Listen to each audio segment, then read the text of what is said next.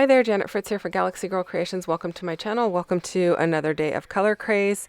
And I am combining Color Craze today with Series 13 of Christie's Beautiful Life, 30 Days of Sketches. This is our color palette for today. And our sketch is actually a double page sketch that we are using. It's from Jackie Criddle Kashiani. I'm not sure if I'm saying that right.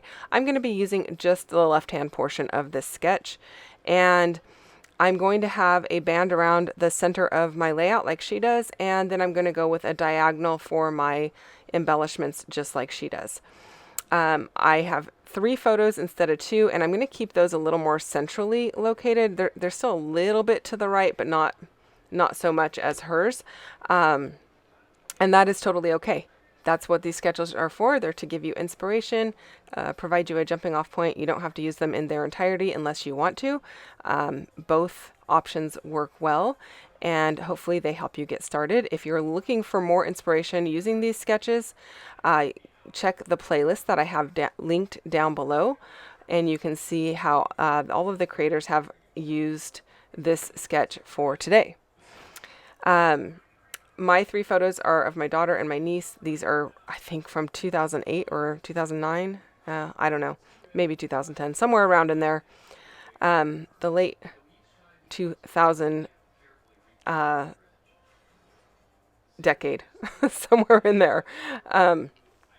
And they are at a campsite that we used to rent for the summer, where we would be able to leave our camping stuff up. It was a private camp or property, and we'd leave our camping stuff up from May to October and go up as often as we wanted to. And they would dam up the river, and then we'd have a swimming hole. So that is what this is. I am using rub-ons from 49 and Market's Nature Study, and then I'm going to use a whole bunch of ephemera from the same collection, although these ephemera bits and well, the paper is actually from the package of solids that you can get. I think they call it a foundation, but all of the embellishments are actually out of the Ultimate Page Kit and the embellishment cluster kit. And I'm pretty happy that I purchased these because it allowed me to play with this collection and not have to buy everything. So the Ultimate Page Kit actually did come with paper. I also purchased the foundation paper, so I think it only came with like 3, maybe 4 pieces of paper. So you're kind of limited on paper, but if you got a lot of paper in your stash, you don't need to worry about it. You can just pull from your stash. So, or if you're somebody who likes to do mixed media, you don't even need the paper. So anyway, I am loving this one because this paper is really moody. It goes really well with the colors in the photo. My niece has on a blue swimsuit, and the towel in there is kind of blue and green. So I'm just sticking with blues and greens. I know this looks a little moodier than it actually really is, and because my lighting is not great. The main reason for that is because I'm not scrapbooking at home. I'm scrapbooking late at night at work while the kids are sleeping, and so the lighting is not so great. I mean, it's not set up. This is just on the kitchen counter, you guys. It's not set up for videoing.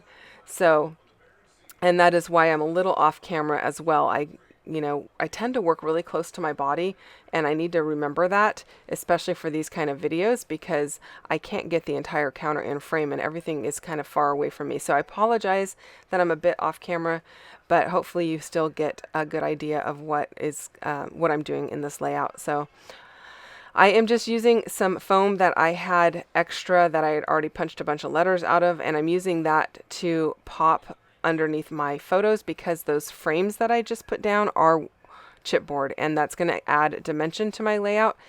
And so I need some added support for my photos so that they don't get wrinkled or messed up from any pressure that hits them from the opposing page in the album when everything is put away.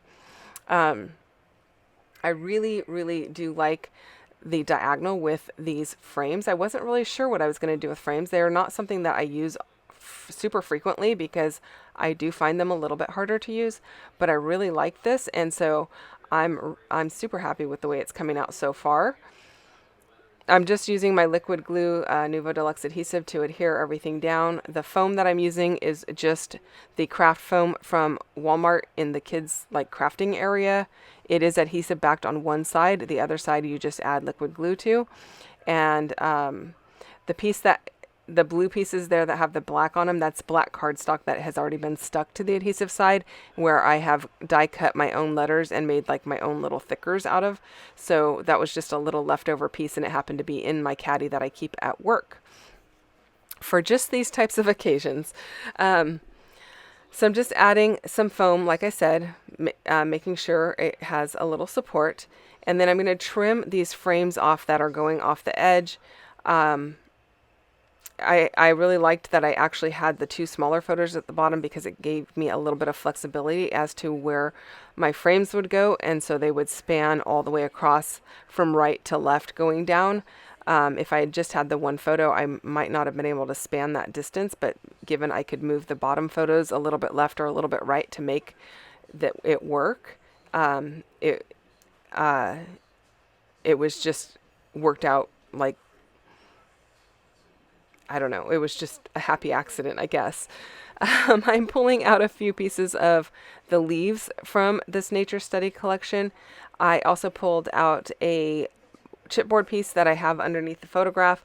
I pulled out the chipboard round wood piece there, and I'm just auditioning it. I'm not leaving it there. I'm just kind of auditioning it to see if I want it or not. It's not going to make the cut.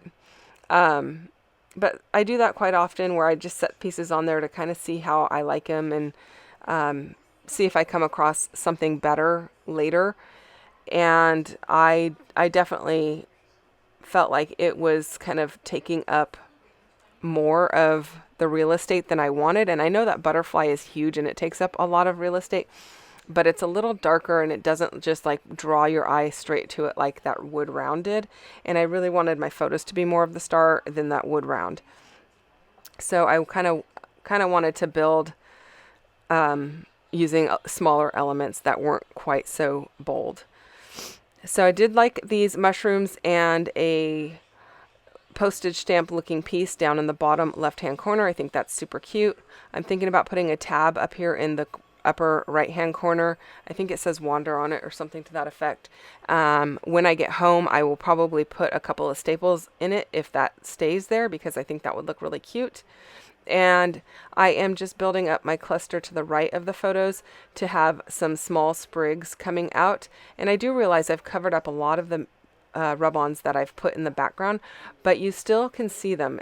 I haven't covered up everything, and you still get the idea that there was like a central band across the middle. And honestly, there's nothing below the photos. There's maybe just like 2 or 3 little splotchy rub-ons that I put under there, but that was mostly in case you could see the gap between the two layers of photos, the top row and the bottom row. I didn't want it to look like it was just blue and there was nothing under there, but in reality you can't even see anything, so it's not a big deal. And now I'm going to just start gluing things down. I'm thinking I have this kind of how I want it. That little chipboard piece I put under my daughter's photo says, "Love this place." I think it's super cute. I'm not going to put a big title on here. I do already have a series of layouts that go with this particular layout and from this trip.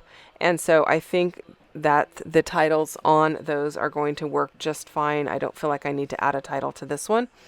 I don't have my acrylic blocks with me, so in the drawer in front of me where I'm standing in the kitchen cabinet, it's kind of one of those drawers where it's the catch-all for everything. There was a tape measure there, so I just set that down on top of my butterfly there to hold it in place while it sets up with the liquid glue.